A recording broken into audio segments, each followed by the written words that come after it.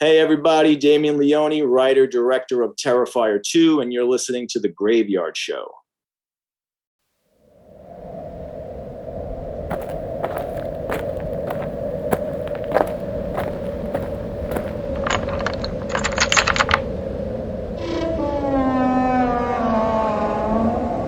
Welcome to The Graveyard.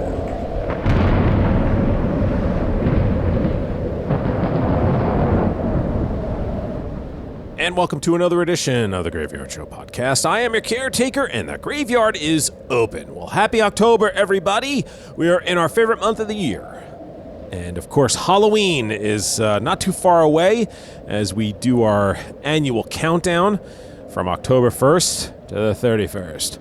And I'll get into all the different things you can find on streaming and television and theaters in just a moment. As you heard at the top of the show, the creator of Art the Clown is going to be joining me in just a moment. Damien Leone will be here to talk about his newest film, Terrifier 2, which is going to be available in theaters and on demand starting October 6th. Now, I kind of stepped in it a little bit on this interview. I believe it's around the second or third question. And, by stepping in it, I mean, I take pride in the kind of research and prep I do for my interviews. And man, did I flub one of the questions here. And you will hear it in all of its glory. But before that, if you'd like to reach out to the program, you could do so at the email address, which is gyspodcast@gmail.com. gyspodcast@gmail.com. You can send me your thoughts, comments, and if you're part of the horror community and you have something to promote, please do not hesitate to reach out as well. I'm going to get into news and notes in just a second. And later on, after the interview, I'm going to get into what you can expect for my next podcast, as well as plans that I'm having for the Graveyard Show podcast on YouTube. I'm going to do some quick news, and because I really want to get to this interview. So very quickly, Chucky Season 2 is premiering on October 5th on USA and Sci-Fi. Also, Elysian Brewing Company is coming out with a special limited edition Chucky pumpkin beer as well, and it's going to have our favorite killer doll on the can. Hellraiser, the reboot, is going to be coming to Hulu on October 7th. The film is directed by David Bruckner, who directed The Ritual for Netflix. And, of course, there's a new Pinhead in town, as I'm sure all of you heard, as actress Jamie Clayton will be taking on the role of Pinhead, which, of course, was made infamous by the great Doug Bradley. The trailer for the new Netflix series, Guillermo del Toro's Cabinet of Curiosities, is available online. The series premieres on October 25th, and looks like there's going to be 2 episodes dropping every day from the 25th through the 28th. Not sure exactly how long each of the episodes are, if they're 30 minutes or an hour, but you can check that out when they start landing on Netflix. Now, normally I'm not one to get too excited when I hear a remake is announced, but this one caught my eye, and I have to say I'm really hoping it happens. Deadline reports that Nosferatu is apparently going to be remade, and it looks like Robert Eggers is going to be writing and directing the film. Of course, he did the films Witch and The Lighthouse. Casting has been announced as Bill Skarsgård, of course, who played Pennywise in the It films. He's attached to play the titular character, and Lily Rose Depp is in talks to co-star as well. No word on when this might happen, but let's hope it's a go. The Accursed is the latest feature by Kevin Lewis, whose last film was the Nicolas Cage film Willy's Wonderland. The Accursed stars Mina Suvari, Sarah Gray, Meg Foster, and Alexis Knapp. The Accursed will be in theaters and on demand starting October 14th. Beyond Fest is happening right now in Los Angeles. The 10th anniversary slate includes the world premieres of Halloween Ends, My Best Friend's Exorcism, Christmas Bloody Christmas, special screenings of Hellraiser, Smile, The Menu, Triangle of Sadness, in-person tributes to Park Chan-wook, William Friedkin, and William Shatner. Some screenings to note: Michael Dougherty's film Trick or Treat, Mad Max Fury Road, VHS 99, and special 35mm screenings of Kingdom of the Spiders and The Devil's Reign. Plus, The Beyond, the composer's cut, will receive its world premiere with an all-new score from maestro composer Fabio Frizzi. It's going to be awesome, and I cannot wait to hear and see it. And Beyond Fest is running now through October 11th. To learn more, go to beyondfest.com and American Cinematheque for details. In home video news, Arrow Video is going to be releasing the Count Yorga collection.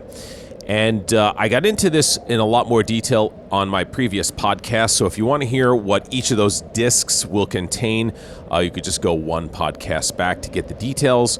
And, of course, you can always go to Arrow Video's website to find out more as well. The Count Yorga collection is going to be available on October 25th. Now, Shout Factory is doing their annual Shocktober sale, which means 50% off many of their titles, many of which are horror and science fiction titles. And they're also doing 50% off on some of their collections and box sets as well. Now, some movies are being put on the low inventory alert, and those titles are Alien Outpost, Ambition, Darkness Rising, Rent-A-Pal, Slasher Season 1, The Devil's Dolls, The Rental, and Zombie Fight Club. And you can find out more by going to shoutfactory.com. Some quick notes. Wanted to give congratulations to Riker Overacker. Riker won Best Actor for a streaming movie, Bottle Monster, at the Young Artist Academy Awards. So congratulations to Riker. And I'm sure Paul Overacker and Marjorie DeHay are incredibly proud as well. They joined me, 2 years ago, I guess now, a year and a half ago, to talk about their film Bottle Monster. So if you want to find that, just go back a bunch of podcasts and you can find my interview with them. So congratulations, Riker. That's awesome. If you're a subscriber to the Criterion channel, you are in for a massive October treat as they are going horror movie crazy this month. Lots of 1980s horror, vampire films, Universal horror movies, an Ishiro Honda tribute, and a whole lot more. Now, they're doing a 14-day free trial, which isn't bad to take advantage of. If you are not familiar with the Criterion channel, and then it's $10.99 a month after that, or you could do the annual fee for $100. Turner Classic Movies is featuring robots as their star of the month for October. There's going to be 10 movies shown on Saturdays in October. And here are those 10 films. Metropolis, Forbidden Planet, The Day the Earth Stood Still, Westworld, THX 1138, George Lucas's first film, RoboCop, Dr. Goldfoot and the Bikini Machine, Making Mr. Right, Godzilla vs. Mechagodzilla, and Deadly Friend. TCM is also doing what they're calling Creepy Cinema Mondays, and they will also be running horror movies all day on the 30th as well as Halloween. AMC, of course, is going to be the place to go as usual, at least on the cable and satellite side, as they're already off and running with their October lineup of horror films and TV shows. So you know where to go to find AMC. And obviously there are a bunch of streamers out there with tons of programming for the month of October, headlined, of course, by Shudder. Lots coming to our favorite horror site this October, headlined by a new Mad God-inspired edition of The Gulag, which is very, very cool. Starting the 7th, you can get live horror recommendations from Shudder's head of programming, Sam Zimmerman, every Friday from 3 p.m. to 4 p.m. Eastern Standard Time. Joe Bob, Darcy, and the gang are going to return on October 21st for Joe Bob's Haunted Halloween Hangout, featuring a very special guest. I wonder if that's going to be Tom Atkins finally. That'd be great. And then, of course, I always like to remind you about our friends across the pond, Weary Pines. Jamie Chambers and Don McLennan Jr., the team of Weary Pines who provided the soundtracks for In Search of Darkness, Parts 1, 2, and now 3, as well as In Search of Tomorrow. You can find them streaming on your favorite streaming music site, and of course, you can go to their website, wearypines.com as well. All right, enough of all this. On the other side, I'm going to get into what you can expect on the next podcast, as well as future plans for the Graveyard Show podcast on YouTube. But as you hear in the background, a new grave is being added. When that happens, my guest is here. It's time for me to get to work.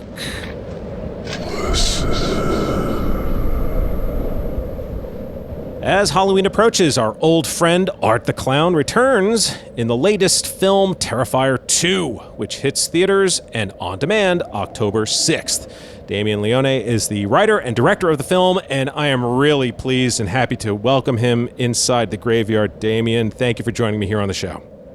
My pleasure. Thanks for having me. Well, it's great having you here, and before I get into Terrifier 2, I wanted to look back at the first film Art the Clown appeared in, All Hallows Eve, which you wrote and directed as well.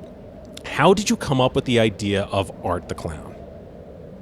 I had many different little weird ideas growing up when I was making my first short films.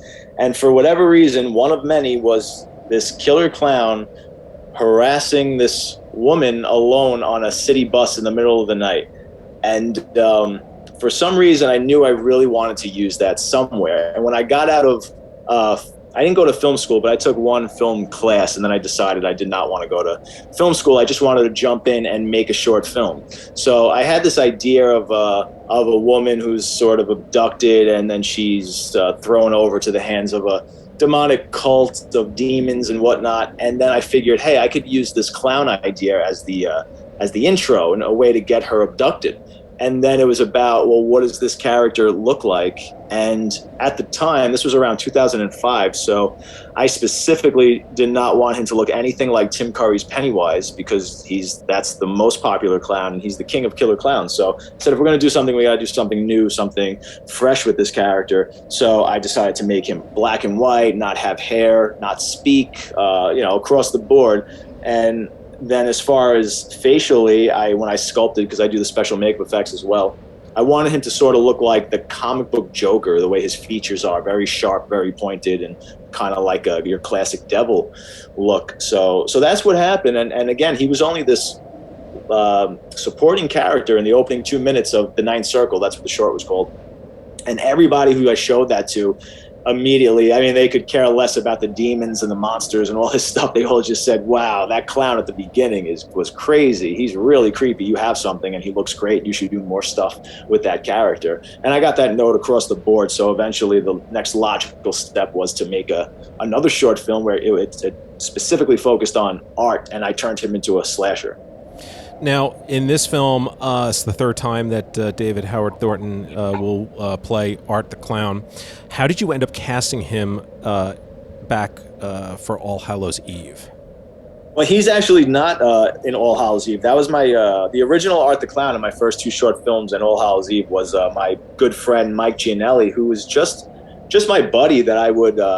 he was sort of my guinea pig when I was learning how to do special effects, and I would do I would put bullet hits on him, and I would make prosthetics. And when I was making that short, I said, hey man, I know you're not an actor, but I have this silent clown character, and since I already have your face mold, you could play this part, and it'll be easy. I'll talk you through it. You just really got to smile and this and that.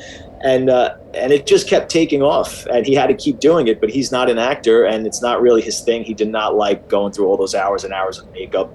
And eventually, when it came time to do Terrifier, he told me it's just really not for him anymore. So we parted ways. I mean, we're still very close, but in terms of acting and directing, we parted ways. And I had to start from scratch, and I held an audition in the city. I just put an ad out for making a killer clown movie, and that was basically it. There was really very little information, and Dave was about the sixth person to walk in the room. And as soon as I saw him physically, I knew he would be fantastic in that makeup, because I wanted somebody now skinnier and taller, and Dave had this big smile that I just loved. And I told him, look, you're a silent killer clown, and can you pretend you're decapitating somebody and doing it very happily, very gleefully? And that was my direction, and he immediately just flipped the switch and gave this wonderful performance that you could actually see online. And I knew that was my guy. I saw 6 people, and after he left the room, I basically told my producer, Phil, who was sitting next to me, I said, I don't think there's any reason to look any further. I said, let's have this guy come back to the apartment, and we'll put the prosthetic on him, and we'll film him doing that whole shtick again. And that was it. Well, I feel really stupid right now because I could have sworn that David was in the original as well, but apparently that is not. I was very mistaken. Let's talk about the differences between Mike and David. How is there a difference in which both men portrayed or portraying, in this case with David, Art? Yeah, there is a pretty noticeable difference. I mean, the core of Art, which is his look and when he's got to be really scary, and I write those kind of dark, humorous situations, all that kind of stuff he does. Like, a lot of people think a lot of that's improvised. It's really not. It's all in the script for the most part. But I say Mike Gianelli played him might as well have been a guy just in a clown costume, whereas Dave actually turned Art the Clown into a clown. And because he's so theatrical, he's a trained actor, and he did a lot of, he toured with the Grinch for years, and so he has all those Jim Carrey mannerisms, and he loves Mr. Bean and all this kind of physical comedy. So he really brought that to it. And when I noticed that while we were filming the movie, especially during one particular moment in the pizzeria scene in Terrifier 1, when he gives Tara the ring and then he gets up and skips to the bathroom, he did this very cartoony sort of Bugs Bunny exit. And I said, wow, to myself, I just said, wow, that's like very over the top. That's like so campy and cartoony. I said, I would have never written Art like that. But, let me be more open-minded. He is a clown, and maybe he should be a lot more clownish. So I started doing that, and I allowed Dave to really sort of inject that into the character. But there's also many times where I tell him to pull back on that. Sometimes I tell him to drop the whole clown shtick completely, because I think it just adds to the creep factor and also the mystique. You never know what's really going on behind that character, what's going on in his head. Mm-hmm. So it's fun. But yeah, he is much more animated than Mike was, for sure. Does that allow you more freedom when you get to the editing room, where you have those different takes and those different ideas, and you could either go with those, or you could maybe cut around it if it's not something that you prefer in certain scenes? 100%. So a perfect example of that. This is where the improvisation really comes into play with Art. So for instance, a scene like the costume shop where he comes in, he sits across from the girls, and then he just starts making all those crazy faces. Like every time Tara turns around, he's got a new expression on. So I'll give Dave my direction. I'll tell him like one specific or two specific smiles and looks that I want him to do. And then I'll just let the camera roll. And for the next couple of takes, I'll just tell Dave to go crazy. And that's when he really comes to life and does all this wonderful stuff. And he gives me a whole spectrum of things to choose from that are more subtle, and then some that go very far. But it's great that I can choose those when I get to the editing room, and I can really mold the performance, which is fantastic. I usually have a lot of options. So let's get into Terrifier 2. What can you tell everybody out there what this film is about? Well, it is a direct continuation of part 1, and it's just bigger. The scope is so much bigger. There is a huge supernatural element throughout this entire film that is so different, that really sets it apart from the first one, because I really wanted to address the fact that Art was resurrected, and I didn't want to just say, oh, hey, it's part of the, your typical slasher lore where eventually the killer just becomes supernatural and you kind of have to accept it. And I really wanted to address it and make, I guess it's not I guess I could spoil it, but yeah, like the supernatural, there is a supernatural entity in this movie that is an actual character played by an actor that is throughout the whole movie that hasn't really been spoiled yet, thankfully. So I'm excited to see what people think. Yeah, but he is, so he's resurrected, and he's sort of guided by this evil toward this teenage girl and her younger brother. And they, especially the teenage girl, Sienna, played by Lauren Levera, who is she is Art's nemesis in this film. She's sort of his counterpart, and she's kind of thrust into her own trajectory, her own mythic trajectory, so to speak, and discovering her place and her relation to Art the Clown. And that's what I was most excited for with this movie, honestly. And there's also a lot of drama that wasn't in the first one that really breathes life into these characters and makes them feel much more three-dimensional and fleshed out. As the creator of this series, did you approach this particular film differently when you started putting it together? I don't think so.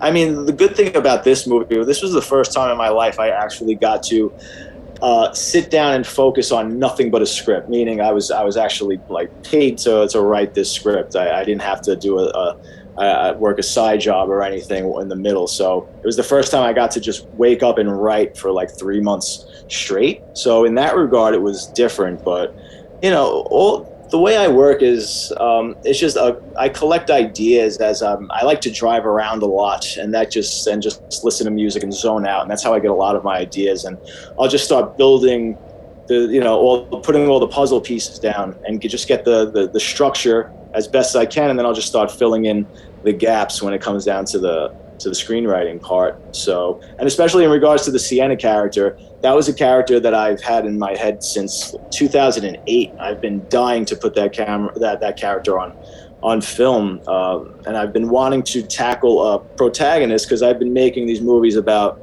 villains, especially Art. Just Terrifier is basically just a showcase for a villain, but I have such an affinity for heroes as well, especially female heroes, like Ripley from Aliens is one of my favorite, if not my favorite character of all time. So, and I love Red Sonja and I love sword and sorcery movies. So I've had this character in my head for a while. So I knew it was going to be a very heavy-handed sort of mythic, good versus evil film. Very different than the first one. Well, it's interesting you mentioned Sienna because I did read somewhere where you mentioned that this is your favorite character you've ever written. So what is it about Sienna that made you feel that way? Oh boy. Well, there's a few things. Again, like I said, I love heroes, and I just love watching that arc unfold, especially a hero who's very vulnerable and very sort of unsure of themselves at the beginning, and you watch them grow and you watch that shift. It's so rewarding if it's done right. And also, it's a very personal character because I drew from a lot of personal relationships to flesh her out. She's pretty much based on my two older sisters. So there's and a little bit of me, honestly, with her being an artist and sort of the things that she's into, like the fantasy and the music she listens to, things like that. So there's a lot of personal things going on pretty much within the whole family dynamic. So this is probably the most personal movie, I would say definitely, that I ever wrote. But I just love her so much because I admire so many things about that character, especially her courage and how maternal she is, how protective she is over her brother and things like that. So yeah, I'm really happy with that character. So now in this film you have Lauren Lavera playing Sienna. She has experience, from what I've read, in martial arts, hand-to-hand combat, that kind of stuff. Yeah. Did that help when it came to shooting the fight sequences? Oh, absolutely. That's one of her acting ability was the standout, obviously, but that was sort of icing on the cake when I saw that she's also a martial artist. She's a really good martial artist, no joke. I mean, it would have been cool if that was the character and she really did have to, incorporate some amazing moves and things like that, because she could be really flashy. But Sienna is not a martial artist in the movie. She's very grounded, but she's very resourceful, and she'll fight just down and dirty and pick up any weapon and do whatever she has to do to survive. But Lauren also does her own stunts, so when it comes time for her to get tossed over altars and pews in the chapel and things like that, I mean, and getting thrown into the breakaway mirrors and things like that, she did all of that stuff. She did every stunt in the movie, other than one really dangerous stunt. She did all her own stunts, so it was a huge advantage, huge benefit having her as a martial artist. Was she able to pull punches? Oh man, yeah. Big time, actually. she's amazing. She's amazing. That's great. She could really sell a hit. Yeah. Especially that bathroom scene, man. She really helped me when it came time to, when I was in the editing room. I had some cutaways of her when she was really just throwing herself into all these walls and stuff that it saved the scene. So she's a beast. Wow. Yeah, you got to be careful when you have number one jumping around and doing all these stunts. Exactly. I'm sure there were times where you're probably like, "Oh God, no! Oh no, please!" Yeah. Quite a few. Speaking of selling, you were able to cast one of the great wrestlers, Chris Jericho, who obviously comes from a world of selling hits and punches and doing all kinds of incredible physical activity. You got him in the movie. You got Felissa Rose, horror icon, in the film. So how did you end up getting them for this movie? Chris Jericho was...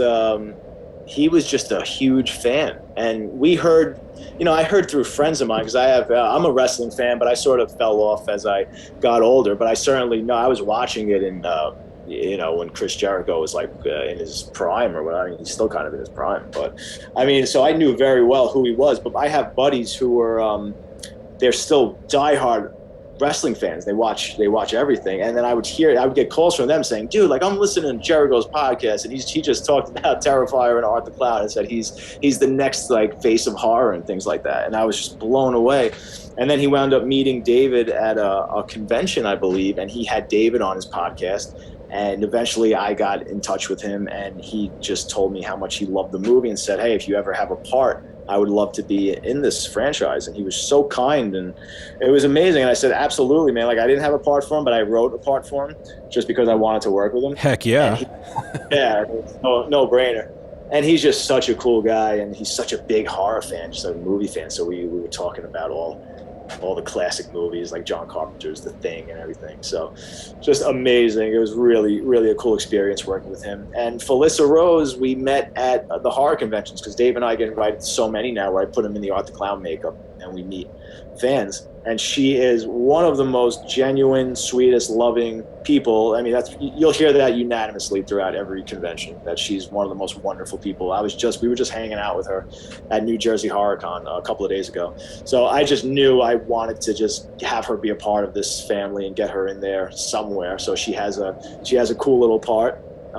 That's great. It's one of the benefits of meeting all these wonderful people that I grew up watching their movies as a kid and loving them, and now I get to work with them. It's really special. Now, speaking of working with them, you worked with them actually. This film was shot in late 2019, so you had the 2020 shutdown. So talk about that moment, how that affected your film. Yeah, for me, when I say it was a blessing, I don't mean that I just mean, for me, I was dead by the time we got to the pandemic hit us.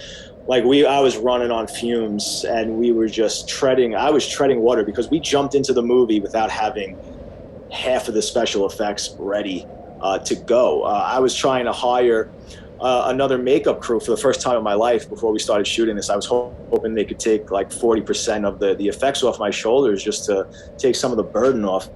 And like a month before we started shooting, they bailed out because we couldn't come to terms on the money that they wanted. And then I didn't know what to do. I didn't know if we should postpone any longer. And my producer, Phil, just said, we have to go in and start shooting, and we'll worry about it later. So we went in, and sometimes we'd have to film for a week up until the point where the effects start happening, and then we'd break, and we'd spend 5 days. Phil and I would spend 5 days just prepping all these effects. Then we'd go back in and shoot them and continue. So one of the big issues we were running into was the big kill scene that I was hoping was going to rival the hacksaw scene from part one. We began to shoot it. We shot it for 2 days, and whatever little effects that I had prepared, they were not coming out to my liking.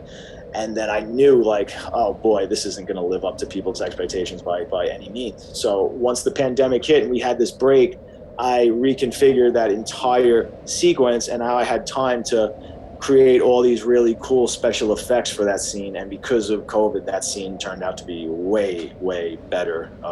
So that was one of the benefits. But it did set us back about 4 months. Not as long as people think. The reason this movie took so long is just because it was so ambitious, and we didn't want to compromise anything that was in the script, and we did whatever we had to do to get it done. And that's really why it took so long. It was just a very small group dedicated people doing all of this, building sets, building special effects.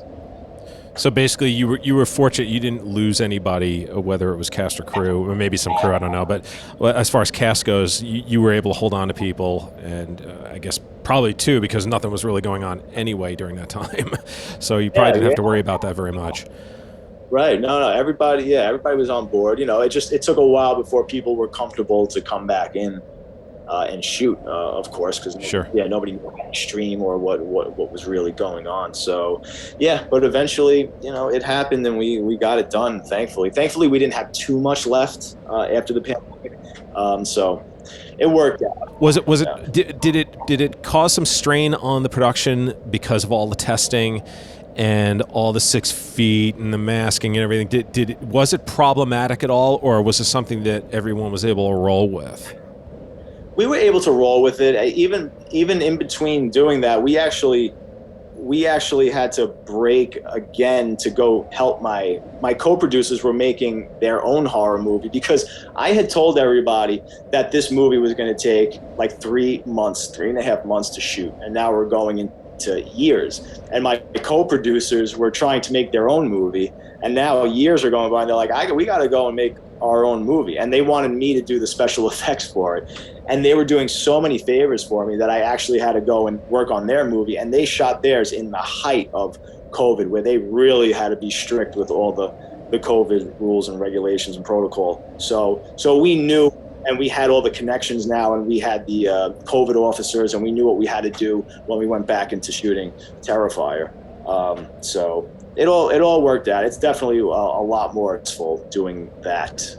Everybody's sort of on edge, and but again, you get it. It's just one of the many curveballs that get thrown at you during a production. Sure, yeah. It's everything that everyone had to deal with in one form or another. Really quickly, you mentioned that you didn't go to film school, yet here you are. You've made these incredible films. You've created this, a modern day classic horror character in art. You've directed these movies, you've produced movies. So for those people out there that are not able to go to film school, can you give a little background as to how you were able, what was your path into the film industry? Yeah, listen, I'm not one of these people that says you don't need to go to film school. I think film school could be really beneficial to a lot of people, especially if you want to network. And so I'm not against it, but I first got into filmmaking through special makeup effects. So when I was 7, I discovered Tom Savini's VHS tape called Scream Greats. And if you don't know who Tom Savini is, he's a makeup effects master from the late 70s, 80s. He did Friday the 13th, Dawn of the Dead, Creepshow, just like a pioneer with the graphic special makeup effects. And I was always an artist in terms of drawing and painting and things like that. But when I saw him creating the monsters, sort of a light bulb went off, and I knew I wanted to get into that. And when I was 12, I started taking it very seriously, and I started dabbling in makeup and getting my hands on makeup kits and makeup books and VHS tutorials, whatever I could do to learn how to do it. And then my buddy, you're talking, this is probably like 1994 or something, 3 or 4. My buddy's father had like this old JVC camcorder, and he let me borrow it, and we'd film the special effects. And then I really got into filming and making short films, and no script or anything like that. We were just kids messing around, improvising with the camera. But I always loved films, and I started getting really obsessed with editing and in-camera editing, and I would keep watching movies that I loved and try and mimic shots and edits that I was seeing and jump cuts and things. And honestly, I learned everything just by being obsessed with films and watching every kind of movie and studying them.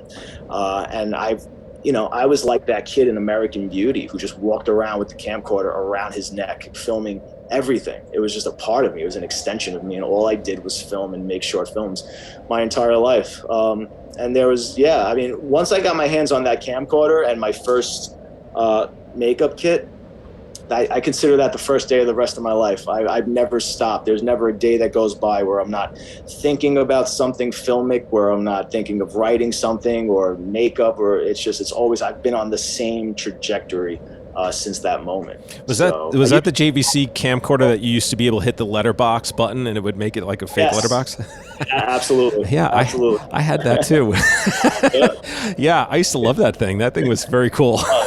I went through like 3 or 4 of those things during my childhood. Oh, yeah, I believe it. It was funny because I had gotten one. My folks got it for me as well as a present, and within a few months, a couple of pixels started going out. I'm like, oh, darn it. That is so funny. Well, listen, if people want to follow you or if they want to follow the film on social media, where can they go? Yeah, I'm primarily on Instagram at Damien_Leone. I have a Facebook page. There's you can a really cool thing is the Art the Clown Appreciation Society on Facebook. It's a really cool Facebook page, and we're very interactive in there. And it's your diehard Terrifier and Art the Clown fans, and they're so amazing. So, and to get tickets to see Terrifier 2, it's go on the website Terrifier 2 the movie. .com, but you can get tickets now, just Fandango and all those kind of. It's playing in AMC's, Regals, like 740 theaters across the country. Well, listen, can't wait to see it. I know everybody out there can't wait as well.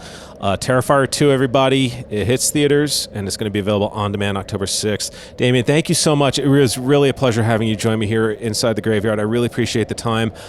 Fantastic work, and good luck with this film, and look forward to having you back again down the road. Oh, thank you, buddy. Likewise. It was a pleasure. And as I put this interview to rest, I want to again thank Damien for not only joining me in the graveyard, but being so understanding for my flub. It was a little embarrassing, to say the least. I'm sure you heard it in my voice. After the interview, I did apologize to him again for the error. He was awesome. He just said, he goes, look, it's not the first time someone thought that David played Art the Clown in all 3 movies. He's like, it kind of happens more than you think. And I was like, well, I appreciate it. Thank you so much. I still feel like a dope, but thank you for that. And make sure you check out Terrifier 2 in theaters and on demand starting October 6th. Now, as I begin to close down the graveyard, I want to remind you, for those of you that are podcast subscribers to the show, you should really start considering subscribing to the Graveyard Show podcast on YouTube, as I am going to be focusing on providing more content for the YouTube channel. The last few years have allowed me a lot more flexibility to do the interviews that you hear, but now it's starting to get a little tougher to schedule them for myself with my time, as well as trying to prep for them, although you would notice with the question that I asked, but I actually do prep for these things. So I have been strongly considering doing a lot more production for YouTube, since it gives me more flexibility and more creativity to do things on my own time. So it doesn't mean, though, that I'm getting out of the interview game or the podcasting game. It just means that there's going to be more time in between podcasts. So just prepare yourself for that if you just listen to the show as a podcast. However, if you do come over and join us here on YouTube, here's what you're going to get. You're going to get the same 2 things that you would get as a podcast subscriber. You're still going to get the Graveyard Show podcast when it uploads. Uploads the same day on YouTube as it does on all the podcasting sites, as well as the Graveyard Show Classic podcast. So you're going to get both of those the same day they're uploaded for a podcast. They're here, right here on YouTube. In addition to those, you're going to get on YouTube BC's Video Vault, which are the 2010 movie review segments from the original Graveyard Show podcast that Brian Collins from Horror Movie A Day did. There are 6 segments. He reviewed 3 movies each segment, so you get about 18 movies or so, give or take. I think there was one where he might have interviewed a little bit more than 3. You're also going to get a new segment called The Caretaker Reveals. They are short video segments where I feature something that I purchased, either in the horror genre or for science fiction, something that I think all of you out there would be interested in seeing. So far, one of the Caretaker Reveals is the swag bundle that I received after I purchased In Search of Tomorrow, the 1980s super documentary on science fiction films. And the other Caretaker Reveal segment are 2 shirts that I purchased from Fright Rags that I thought you would be interested in seeing. And I, get in there and you see what the quality is. It's great stuff, and you get to see all like the little extras that you get in the shipment as well. There's also the George A. Romero wing here on the Graveyard Show podcast on YouTube. It contains anything related to George Romero, whether it's interviews or people talking about his films. Anything that is related to George A. Romero is in the George A. Romero wing. And it's actually going to be getting a facelift fairly soon, as well as more content that I'm going to be providing for that. Then there's Catacombs of Horror, which is a video production where I feature a topic for discussion. Now, right now there are 3 of them. What best represents 1980s horror? I'm joined by David Weiner, the director of In Search of Darkness series, as well as In Search of Tomorrow. We talk about what we think best represents 1980s horror in 4 different categories. Another one is my favorite scenes from Count Yorga Vampire, which is blowing up by the day. A lot of you are finding it and getting great comments and likes for that video. And most recently, I just uploaded my favorite scenes from Halloween 4, the missed opportunity the series could have taken, and why I think Halloween 4 is the most important film in the series outside the original. And that one has gained a lot more traction after I uploaded it for a second time. The first time I uploaded it, it was like a ghost town. Now that I uploaded it again, y'all are finding it. There you go. I just went Southern on you here. Y'all are finding it, and it's great to see, and people are starting to comment on it and like it as well. Now, I'm currently trying to get the newest Catacombs of Horror ready by Halloween. But before we get into that, let's look at what's coming up on the next Graveyard Show podcast. The week of October 10th, the next podcast is going to be a special edition, as we will get a little preview of what to expect from the upcoming documentary In Search of Darkness Part 3. That's right. The latest edition in the In Search of Darkness series is coming out, and it's coming out very, very soon. And who better to join me to talk about that film than the director of the film as well as the series, Mr. David Weiner. We're going to get a rough idea of what you can expect, and more importantly, how you can purchase a copy of the film as well, and where you can go to purchase a copy of that film. So, the week of October 10th, David Weiner, special edition of the Graveyard Show podcast, In Search of Darkness Part 3. Cannot wait to bring that to you. Hey, to all of my new YouTube listeners and subscribers, welcome. It's great having you here, and I look forward to having more of you joining me here on YouTube very, very soon. The Graveyard Show podcast is available everywhere podcasts exist, and of course, right here on YouTube as well. If you know anyone who is a fan of horror, please invite them to enter the graveyard. New listeners and friends are always welcome. In the meantime, my friends, I look forward to seeing you again very soon. Come on back the week of October 10th to learn about In Search of Darkness Part 3. And as you exit the graveyard, I would like to remind you to please lock the gate behind you. We wouldn't want anyone to get out. Until next time.